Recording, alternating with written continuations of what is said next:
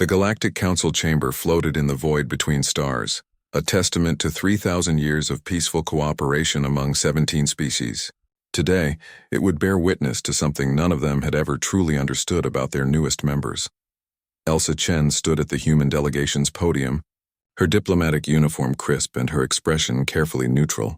She had spent 5 years mastering the art of making humanity seem harmless, soft, cooperative, safe. The herbivorous Talarians trusted her. The aquatic Morphians considered her a friend. Even the insectoid Vrax had warmed to humanity's seemingly gentle nature. That illusion was about to shatter. Ambassador Chen chirped Council Prime Zephyros, his translucent wings shimmering with bioluminescent concern. We've reviewed Earth's proposal for the mining operations on Kepler 442b. However, we must deny the request. The Krill sovereignty has filed a prior claim to that system. Elsa's jaw tightened almost imperceptibly.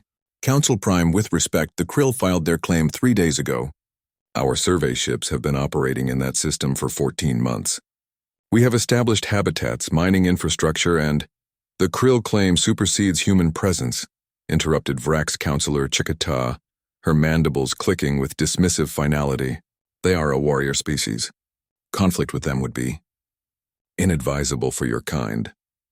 Around the chamber, the other counselors murmured agreement. Humanity had been in the galactic community for barely 2 decades.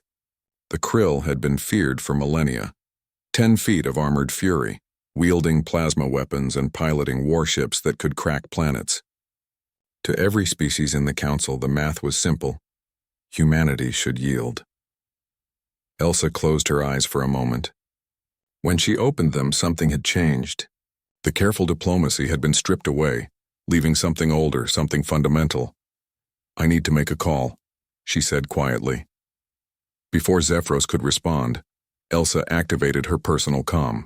The holographic projection that materialized wasn't another diplomat. It was a man in a dark military uniform, his face scarred, his eyes carrying the weight of things the council couldn't imagine. Commander Leo Reeves. UESC Predator, the man said, his voice gravel and iron. Go ahead, Ambassador. The council stirred. They had heard of humanity's military, of course, but always in abstract terms.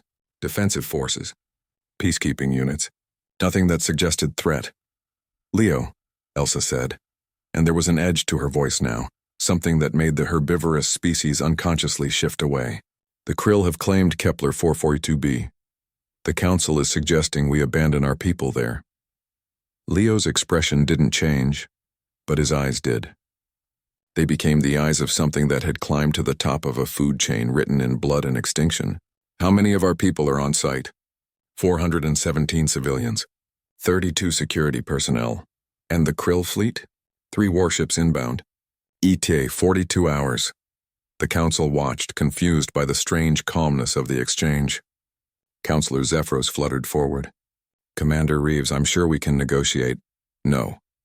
Leo's voice cut through the chamber like a blade. You can't.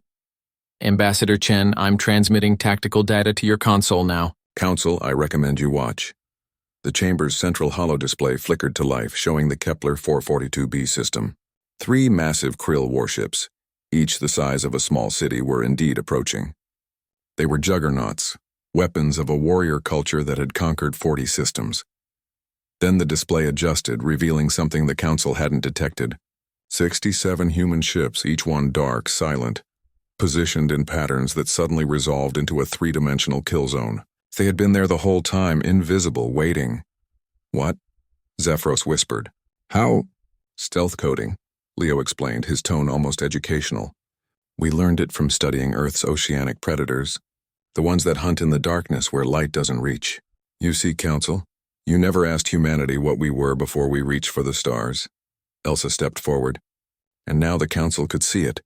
The predator's grace in her movements, the calculated patience in her stance. We come from a world where everything wanted to kill us, where we had to become the most efficient killers just to survive. We hunted megafauna into extinction with nothing but sharpened stones. We domesticated wolves, apex predators, and made them love us. We didn't just survive our environment. We dominated it so completely that we nearly destroyed it. The display showed the Krill warships entering the trap. The human vessels remained hidden, waiting. Leo continued.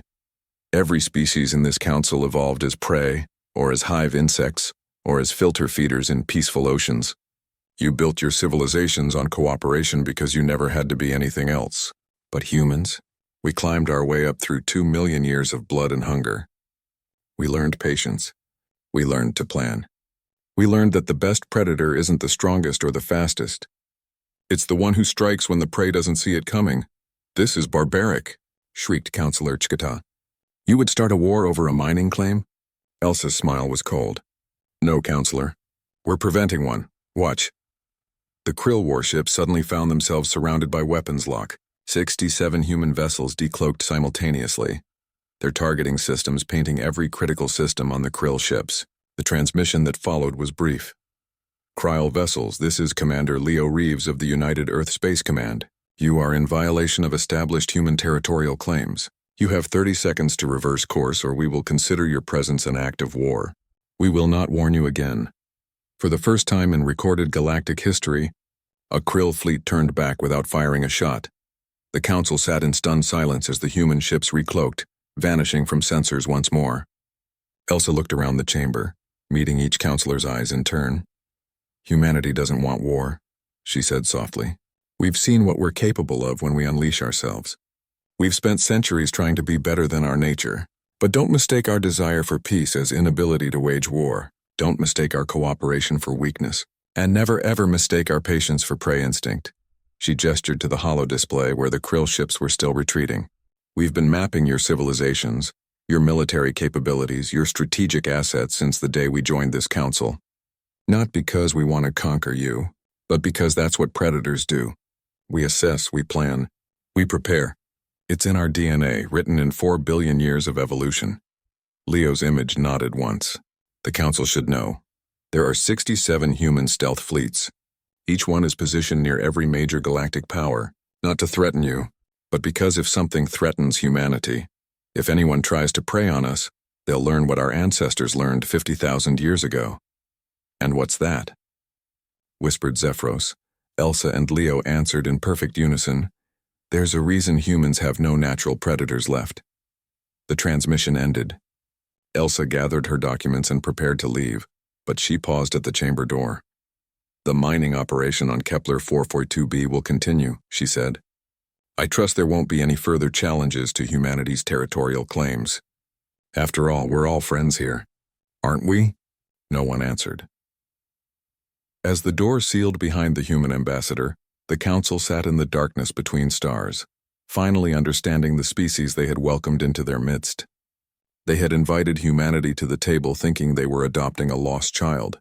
They had actually invited an apex predator into the herd, and it had been studying them the entire time, with the patience of a species that had learned, through 2 million years of hunting and being hunted, that the best time to reveal your teeth is when it's already too late for your prey to run. The council would never make the mistake of underestimating humanity again. ND.